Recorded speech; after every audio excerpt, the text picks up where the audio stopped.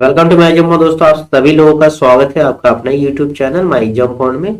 दोस्तों दोस्तों जीएस का आज का हमारा प्रैक्टिस सेट नंबर 11 होगा। इससे पहले जो है 10 प्रैक्टिस सेट का क्लास कंप्लीट हो चुका है। उन सारे वीडियो का दोस्तों लिंक आपको डिस्क्रिप्शन में मिल जाएगा, देख लीजिएगा। तो दोस्तों क्लास स्टार्ट करने से पहले जो आप सभी लोग लिंक शेयर कर दीजिए अपने दोस्तों को, ठीक है।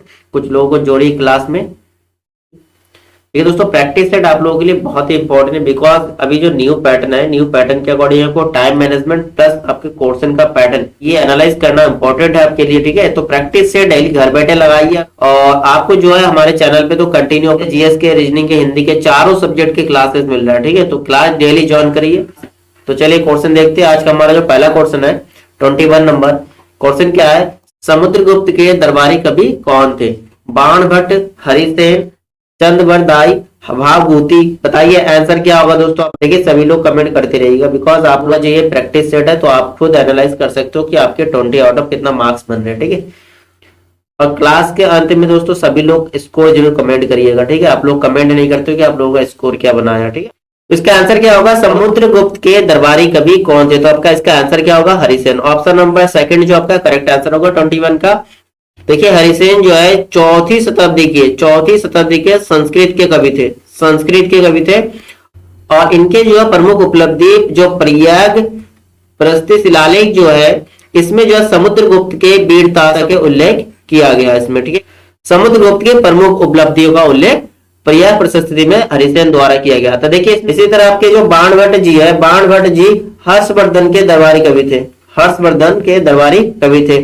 इनका जो है प्रमुख पुस्तक कौन सा है, हर्षचरित्र। कौन सा है, हर्षचरित्र, ध्यान रखिएगा। नेक्स्ट आपके चंद्रबरदाई, इनके तो अभी पिक्चर भी निकल चुका है। पृथ्वीराज रासो, पृथ्वीराज चौहान के दरबारी कवि थे।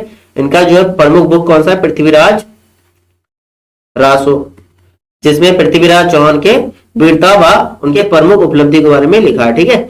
चलिए नेक्स्ट क्वेश्चन देखते हैं। नेक्स्ट क्वेश्चन आपका 22 number, all India Muslim league का गठन कहां हुआ था? हैदराबाद में, लाहौर में, ढाका में या कलकत्ता में? चलिए आंसर कमेंट करिए। क्वेश्चन नंबर 22 का आंसर क्या होगा?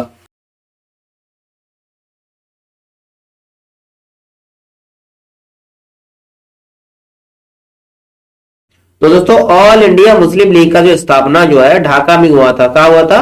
ढाका में हुआ था। ढाका के जो नवाब, ढाका के नवाब और मोहसिन उल हक के द्वारा किया गया, मोहसिन उल हक के द्वारा किए गए थे। तो ढाका के नवाब और मोहसिन उल हक ने भारतीय मुस्लिमों के अधिकार के लिए ऑल इंडिया मुस्लिम लीग के गठन किया था 1906 में। कब किया गया था? 1906 में किया था इसकी स्थापना, ठीक है। चलिए नेक्स्ट देखते हैं। देखिए ये बिल्कुल हकीकत है, आज किताबों का हाथ अगर पकड़ लो, कल काम मांगने के लिए लोगों के पैर पकड़ने की नौबत नहीं आएगी, ठीक है दोस्तों। इसलिए किताबों का हाथ पकड़ लीजिए, डेली स्टडी करिए, टाइम टेबल बना के आपके स्टडी लग जाइए, ठीक है। एग्जाम के कुछ ही दिन रह गए, पढ़ाई करिए, अपने सपनों को पूरा करिए, मैं किसी का पैर पकड़ने के लिए नौबत ना आए, ठीक है। ऐसे काम करिए और किताबों से नॉलेज हासिल करिए, आके आपको किसी का पैर पकड़ने की जरूरत ना पड़े। चलिए नेक्स्ट क्वेश्चन देखते हैं। नेक्स्ट क्वेश्चन आपका 23 नंबर, पृथ्वी की परिक्रमा करने में चंद्रमा को लगने वाला समय लगभग क्या है? 26 दिन, 24 दिन, 28 दिन या 30 दिन? बताइए आंसर क्या होगा। पृथ्वी की परिक्रमा करने में चंद्रमा को लगने वाले समय कितना होगा? बिल्कुल सिंपल से क्वेश्चन है, आंसर कमेंट करिए। देखिए आपके एसएससी जीडी का पेपर जो ज्यादा टफ लेवल का जीएस नहीं होता है, ठीक है। 10th लेवल की क्वेश्चन है, सिंपल क्वेश्चन नहीं मिलता, ठीक है। आपका इसमें आंसर क्या होगा? 28 डेज में जो है चंद्रमा पृथ्वी का परिक्रमा पूर्ण करते हैं। चलिए नेक्स्ट क्वेश्चन देखते हैं। नेक्स्ट क्वेश्चन आपका 24 नंबर, भारत में मानसून के लौटने का मौसम, देखिए पतझड़ की अवधि क्या है? मार्च से मई तक, अक्टूबर से नवंबर, दिसंबर से फरवरी या जून से सितंबर? आंसर क्या होगा? भारत में मानसून के लौटने का मौसम,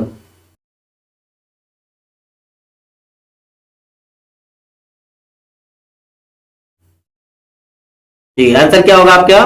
अक्टूबर से नवंबर। अक्टूबर से नवंबर में भारत में मानसून के लौटने का समय होता है, ठीक है। यानी कि भारत में जो है अक्टूबर और नवंबर के महीने में जो है मानसून वापस लौट जाता है। चलिए नेक्स्ट क्वेश्चन देखते हैं। नेक्स्ट क्वेश्चन आपका 25 नंबर, 25 नंबर का आंसर कमेंट करिए। नाइट ब्लाइंडनेस या रतौंधी का कारण क्या है? जल का कम सेवन करना, पीनियल ग्रंथि का अति श्रावण होना, एक्स गुणसूत्र द्वारा जनित अनुवंशिकता यानी कि जेनेटिक्स, या फिर आपके विटामिन ए की कमी? आंसर क्या होगा? नाइट ब्लाइंडनेस यानी कि रतौंधी का कारण क्या है? आंसर कमेंट करिए दोस्तों क्या होगा। बहुत सिंपल से क्वेश्चन है, लास्ट प्रीवियस सेट में भी मैंने इस क्वेश्चन को रखा था। आपका इसका आंसर क्या होगा, विटामिन ए की कमी से रतुल्य होने का कारण जो है विटामिन ए होता है। ठीक है, चलिए नेक्स्ट क्वेश्चन देखते हैं। नेक्स्ट क्वेश्चन आपका 26 नंबर, एसिटिक एसिड का रासायनिक सूत्र CH3COH CH3COOH या फिर CH3COCH3 या CH2COOH।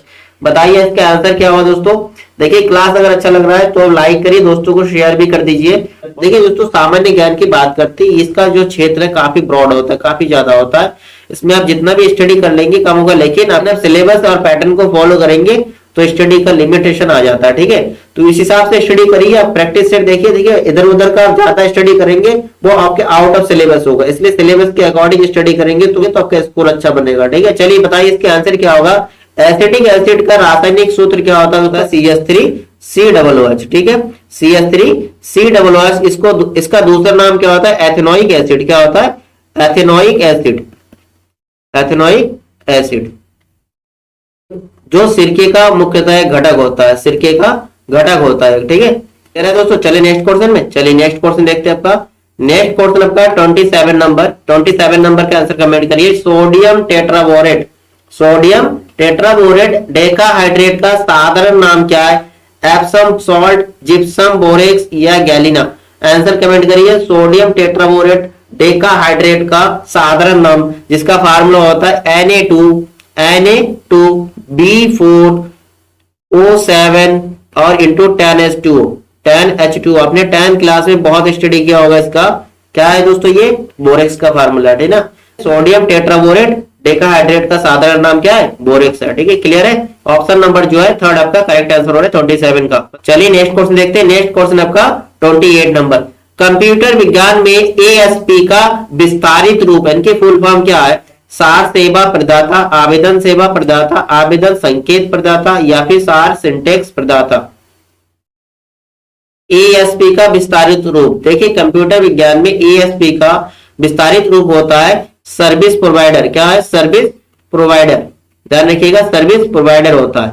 सर्विस प्रोवाइडर यानी कि आपका होगा आवेदन सेवा प्रदाता। आपके ऑप्शन नंबर सेकंड जो है ये आपका करेक्ट आंसर है। चलिए नेक्स्ट क्वेश्चन देखते हैं। नेक्स्ट क्वेश्चन आपका 29। गिद्धा किस राज्य का लोक नृत्य है, गिद्धा जो है किस राज्य का लोक नृत्य है, राजस्थान का, उत्तर प्रदेश का, पंजाब का या बिहार का। चलिए कमेंट करिए।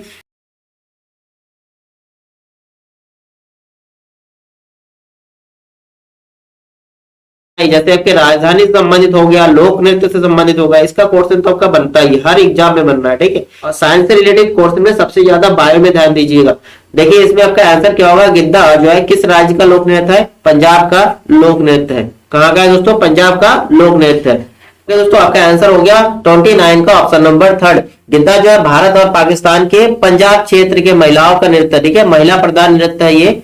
चले फिर नेक्स्ट क्वेश्चन देखते हैं। नेक्स्ट क्वेश्चन आपका 30 नंबर का आंसर क्या होगा, यदि पैसे की आपूर्ति की वृद्धि वास्तविक जीडीपी विकास दर की तुलना में तेज है तो इसका परिणाम क्या होगा, मुद्रास्फीति, अपस्फीति, बजट अधिशेष या फिर बजट घाटा। क्या होगा आपका आंसर, क्वेश्चन नंबर 30 का आंसर कमेंट करिए। क्वेश्चन नंबर 30 का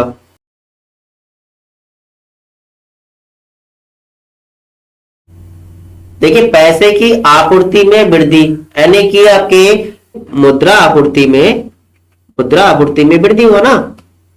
जब मुद्रा आपूर्ति में वृद्धि होता है तो मुद्रास्फीति होता है। ध्यान रखिएगा, तो क्या होता है मुद्रास्फीति। आपका ऑप्शन नंबर फर्स्ट जो है करेक्ट आंसर होगा। अब मुद्रा अपस्फीति क्या होता है, जब मुद्रा आपूर्ति में कमी होता है तो आपके क्या होता है, मुद्रा अपस्फीति होता है। दोनों पॉइंट ध्यान रखिएगा। एक आपके मुद्रा आपूर्ति में जब वृद्धि होता है तो मुद्रास्फीति, जब मुद्रा आपूर्ति में कमी होता है तो अपस्फीति होता है। ठीक है, क्लियर है। चलिए नेक्स्ट क्वेश्चन देखते हैं। नेक्स्ट क्वेश्चन आपका 31 नंबर।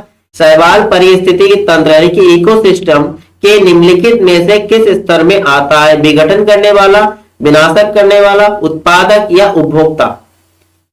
चलिए कमेंट करिए 31 का आंसर क्या होगा।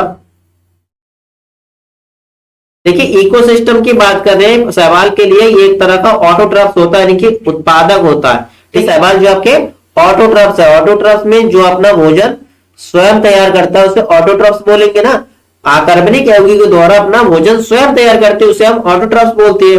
लेकिन कुछ शैवाल ऐसे भी है जो हेटेरोट्रफ्स में भी उपलब्ध है, जो अपना भोजन स्वयं नहीं बना सकते हैं। ठीक है, क्लियर है दोस्तों, आपका 31 का आंसर हो गया ऑप्शन नंबर थर्ड। चलिए नेक्स्ट क्वेश्चन देखते हैं। नेक्स्ट क्वेश्चन आपका 32 का आंसर क्या होगा?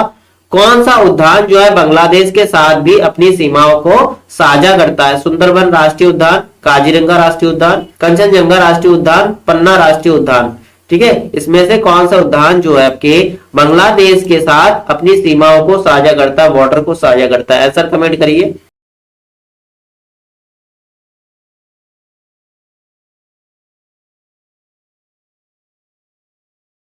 ओके, तो आपका इसमें आंसर क्या होगा? सुंदरबन राष्ट्रीय उद्यान। सुंदरबन राष्ट्रीय उद्यान जो बांग्लादेश के सीमाओं को साझा करता है, जो भारत के पश्चिम बंगाल, किसके पश्चिम बंगाल और बांग्लादेश के बॉर्डर पे पड़ता है। ये नेशनल पार्क जो है स्पेशल मैंग्रोव वन, ठीक है, कौन सा? मैंग्रोव वन से घिरा हुआ, ध्यान रखिएगा, मैंग्रोव वन से घिरा हुआ है। चलिए नेक्स्ट क्वेश्चन देखते हैं। नेक्स्ट क्वेश्चन आपका 33, आकार के संदर्भ में बड़ू यानी कि नेपच्यून हमारे सौर मंडल में कौन सा स्थान रखता है? पहला स्थान, दूसरा स्थान, तीसरा स्थान या चौथे स्थान? बताइए। आकार यानी कि साइज के में जो है नेपच्यून कौन से नंबर की ग्रह है?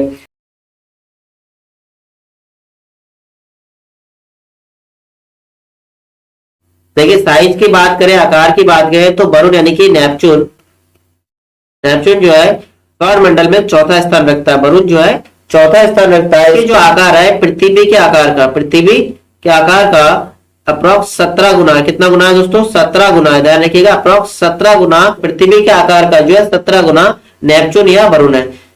जो सौर मंडल में सूर्य से अगर दूरी की बात करें, सूर्य से अगर दूरी की बात करें तो ये 8वें नंबर पे आता है। कौन सा? 8वां नंबर है इसका, ठीक है। चलिए नेक्स्ट क्वेश्चन देखते हैं। नेक्स्ट क्वेश्चन आपका 34 का आंसर क्या होगा? कमेंट करिए। अकबर के शासन काल में डैश सेनापति थे? अकबर के शासन काल में कौन सेनापति? सुल्तान अहमद फवाद, सूरी मौजा, मीर खास या मीर बख्शी?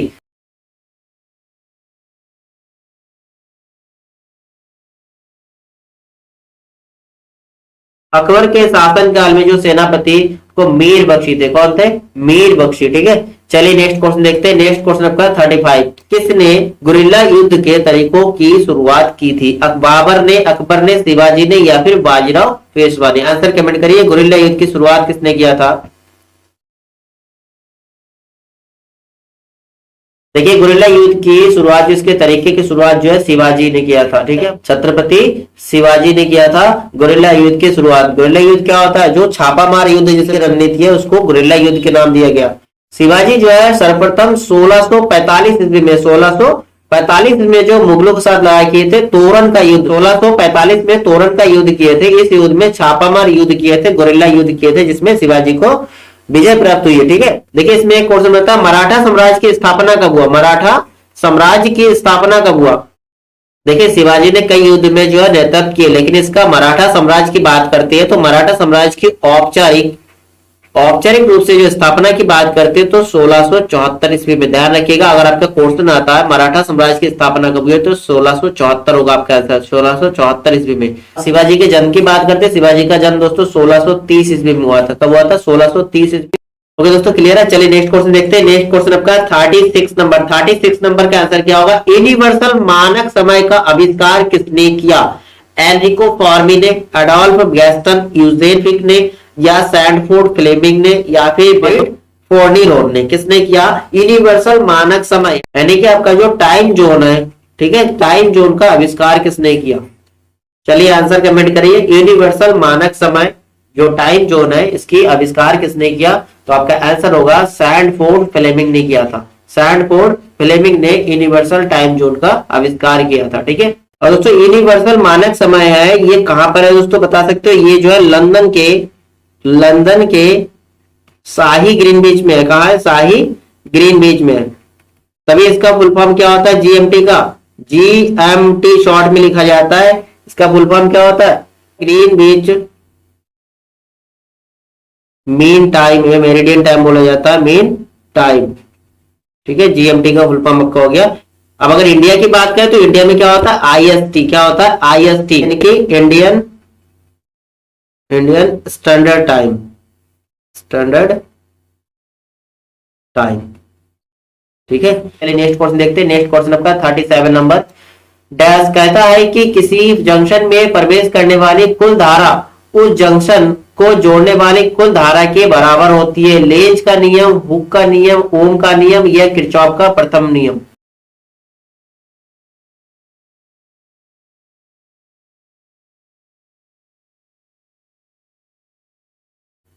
तो आपका इसमें आंसर क्या होगा? बिल्कुल आप डायग्राम इसमें देख सकते हो, किरचॉफ जो करंट लॉ है इसमें क्या कहता है, किसी एक जगह जो इसके आने वाले और जाने वाले करंट देख रहे हो, इसका बीज गणितीय योग जो है हमेशा क्या होता है? जीरो होता है, शून्य होता है। ठीक है, ये किरचॉफ का प्रथम नियम है। आपका आंसर इसमें क्या होगा? ऑप्शन नंबर 4 जो ये आपका करेक्ट आंसर होगा। किरचॉफ का प्रथम नियम कहता है कि किसी जंक्शन में प्रवेश करने वाली कुल धारा उस जंक्शन को छोड़ने वाली, देखिए कुछ करंट आपके इस जंक्शन की तरफ आ रही है और कुछ जो है इसके बाहर रिटर्न हो रहा है, तो इन धाराओं का जो बीजगणितीय योग करेंगे इनका शून्य होगा, कुल धारा के बराबर होगा। यानी कि आपके इसमें जितने करंट आ रहा है I1 plus I2 plus I3 जितना करंट आ रहा है, उधर फिर रिटर्न हो रहा है I4 I plus I5 plus I6। ठीक है, ये इक्वल होगा, बराबर होगा, या फिर इनका योग करेंगे तो शून्य होगा। ठीक है, क्लियर है। चलिए नेक्स्ट क्वेश्चन देखते हैं। नेक्स्ट क्वेश्चन आपका 38 नंबर। 38 के आंसर बताइए। एक ग्रह पर गुरुत्वाकर्षण के कारण डैश के साथ त्वरण कम हो जाता है। देखिए त्वरण कम होना, गुरुत्वीय त्वरण जो है कम कब होती है? बताइए। ग्रह की त्रिज्या में, ग्रह की त्रिज्या घटने पर, ग्रह के द्रव्यमान में वृद्धि होने पर, ग्रह की मात्रा में कमी आने पर, या फिर ग्रह की सतह से ऊंचाई में वृद्धि होने पर। सिंपल सी दोस्तों, गुरुत्वीय त्वरण की बात करें, गुरुत्वीय त्वरण जब कोई पिंड ग्रह की सतह से ऊंचाई पर वृद्धि होती है, यानी कि ऊंचाई पर ले जाते हैं, तो उसकी गुरुत्वीय त्वरण क्या होता है? कम होता है। और उसी तरह गहराई में भी कम होता है। ठीक है, पृथ्वी त्वरण के ऊंचाई पर भी कम होता है और गहराई पे भी कम होता है, जी का मान ध्यान रखिएगा। ठीक है, चलिए नेक्स्ट क्वेश्चन देखते हैं। नेक्स्ट क्वेश्चन आपका 39 का आंसर बताइए। साधारण नमक का आणविक सूत्र क्या होता है? साधारण नमक, ठीक है, क्या होगा? NaCl। सिंपल सी, ऑप्शन नंबर 4 आपका करेक्ट आंसर होगा, सोडियम क्लोराइड। चलिए नेक्स्ट क्वेश्चन देखते हैं। नेक्स्ट क्वेश्चन आपका 40 नंबर का आंसर कमेंट करिए, क्या होगा? संगति में रहने वाले दोनों भागीदारी के अस्तित्व के लिए किस तरह का परस्पर संपर्क आवश्यक है? सिम्बायोसिस, एवेंजलिज्म, परजीविता या इनमें से कोई नहीं?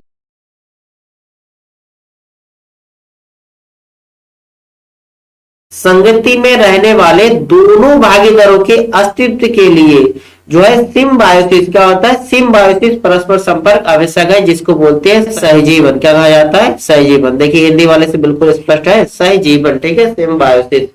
क्लियर है दोस्तों? ये आपके 40 क्वेश्चन का आपका प्रैक्टिस सेट हो गया। चलिए अब आप अपना स्कोर बताइए। 20 आउट ऑफ आपका स्कोर क्या बना है? 20 आउट ऑफ आपका स्कोर क्या है, ये कमेंट करिए जरा। और क्लास अगर आपको अच्छा लगा तो लाइक करना ना भूलिए दोस्तों, और अपने दोस्तों को शेयर कर दीजिए लिंक। ठीक है, चलिए फिर दोस्तों कल इसी टाइम मिलते हैं क्लास में। तब तक के लिए जय हिंद और थैंक यू दोस्तों।